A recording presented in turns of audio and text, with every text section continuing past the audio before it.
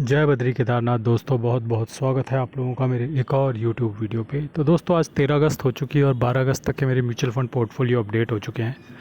दोस्तों आपकी जानकारी के लिए बता दूं कि मेरे पास दो म्यूचुअल फ़ंड पोर्टफोलियो हैं, एक ग्रो ऐप में, एक इंड मनी ऐप पे।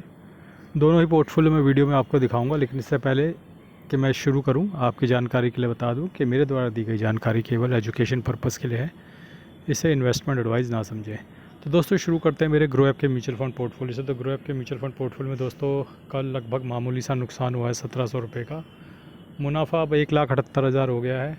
और ये पोर्टफोलियो मैंने 2024 में बनाया था और इसमें लगातार म्यूचुअल फंड टैक्स हार्वेस्टिंग चलती रहती है। जिनको नहीं पता म्यूचुअल फंड टैक्स हार्वेस्टिंग क्या होता है, उनकी जानकारी के लिए बता देता हूँ कि हर साल भारत सरकार और इनकम टैक्स लॉ हमें 1,25,000 तक के लॉन्ग टर्म कैपिटल गेन को एग्जेम्प्ट करता है। यानी कि आप उतने मुनाफे वाले म्यूचुअल फंड्स को बेच के बिना टैक्स दिए अपना काम चला सकते हैं। तो मैं उतने म्यूचुअल फंड्स को बेचकर उसी दिन वापस ख़रीद लेता हूँ। यानी कि मान लीजिए मैंने म्यूचुअल फ़ंड बेचे 8 लाख के, उसमें मुनाफा था 1,25,000, तो 9,25,000 के म्यूचुअल फ़ंड बेच के उसी दिन वापस ख़रीद लेता हूँ। हालांकि मैं एक साथ ऐसा नहीं करता हूँ, मैं टुकड़ों में करता हूँ, अलग अलग म्यूचुअल फ़ंड में करता हूँ, लेकिन 1,25,000 का सालाना LTC से ऊपर नहीं निकलता हूँ।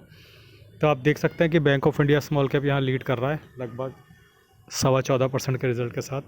वहीं कॉन्ट स्मॉल कैप है लगभग 12.5% के रिटर्न के साथ। HSBC लार्ज एंड मिड लगभग 8.25 और बंधन स्मॉल कैप लगभग 8.5% के रिटर्न के साथ। और भी म्यूचुअल फंड है दोस्तों मेरे पोर्टफोलियो में नीचे, एक बार उन पर भी आप नज़र बना लीजिए। दोस्तों डे वाइज रिटर्न देखने की भी इच्छा जाहिर करते हैं लोग कि किसने सबसे ज़्यादा रिटर्न दिया कल। तो सबसे ज़्यादा रिटर्न कल दिया है एडलवेज US टेक्नोलॉजी फ़ंड ने। हालांकि इसमें अब SIP भी कटनी बंद हो गई, लेकिन फ़िलहाल Edelweiss US technology fund return तो दे ही रहा है।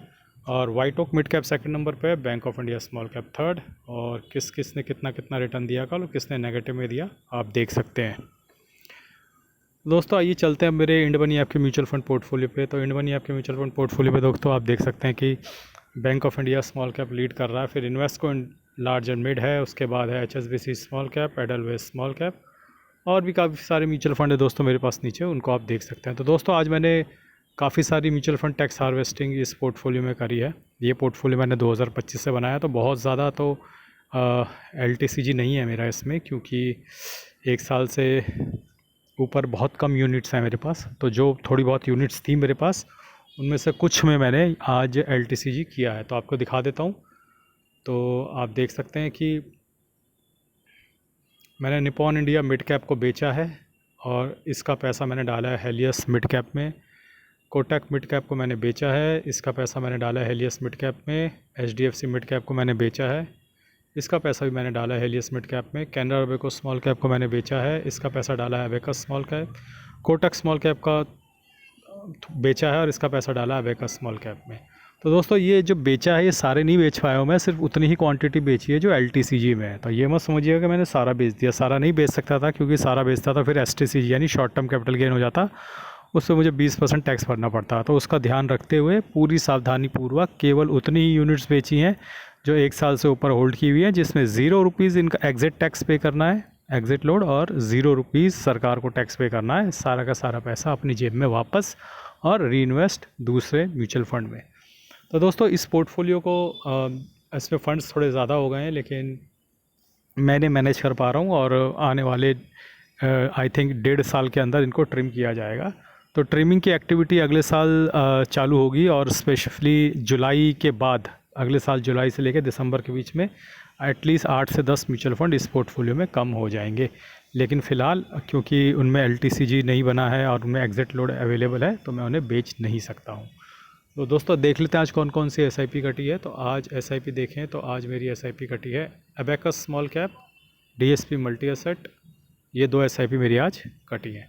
दोस्तों आइए चलते हैं अब अपने इंडिसेस पर, देखते हैं कि आज हमारे को पोर्टफोलियो में नफ़ा होगा या नुकसान। तो निफ्टी 50 जो है वो थोड़ा सा गिरा है 0.16%, वहीं मिड कैप 50 0.22% बढ़ा है। और जैसा कि आप देख सकते हैं कि मिड कैप 100 जो है 0.15% बढ़ा है, मिड कैप 150 0.08% बढ़ा है, वहीं स्मॉल कैप 100 0.27% बढ़ा है, स्मॉल कैप 50 0.29% बढ़ा है, स्मॉल कैप 250 0.18% बढ़ा है। तो ओवरऑल आज भी हमारा पोर्टफोलियो प्रॉफिट में रहने की उम्मीद है दोस्तों। थोड़ा बहुत पॉजिटिव में आज हमें भी गेन होगा और नेगेटिव में नहीं जाएगा कल की तरह, क्योंकि आज मिड कैप और स्मॉल कैप में बढ़त है, तो थोड़ी थोड़ी बढ़त, ज़्यादा नहीं, थोड़ा बहुत हमको 0.1 से 0.2 के बीच में अपना पोर्टफोलियो बढ़ता हुआ आज दिख सकता है। दोस्तों आइए देखते हैं FIDI के बाय सेल का डेटा, जो कि अपडेट नहीं हो रहा है, लेकिन मैं कोशिश कर रहा हूँ कि ये अपडेट हो जाए, लेकिन ये अनफॉर्चुनेटली आज अपडेट नहीं हो रहा है। और क्योंकि अपडेट नहीं हो रहा है तो इसके लिए मैं कोशिश पूरी कर रहा हूँ, लेकिन अनफॉर्चुनेटली इस वक्त मैं मोबाइल डेटा पे हूँ, ये डेटा अपडेट नहीं हो रहा है। तो FI ने आज कैश में कितने की बाइंग या सेलिंग करी है, प्लीज़ कमेंट सेक्शन में बताइएगा ज़रूर, क्योंकि मेरा डेटा अपडेट नहीं हो रहा है। तो दोस्तों आपकी जानकारी के लिए बता दूं कि मैं AMFI registered mutual fund distributor हूं with licence number 357890। 1-to-1 session और म्यूचुअल फंड एडवाइजरी और मेरे साथ जुड़ने के लिए आप मुझे व्हाट्सएप या ईमेल कर सकते हैं। मेरा व्हाट्सएप और ईमेल आईडी कमेंट और डिस्क्रिप्शन में दिया गया है। आज के लिए बस इतना ही। धन्यवाद। Good bye. जय बद्री केदार।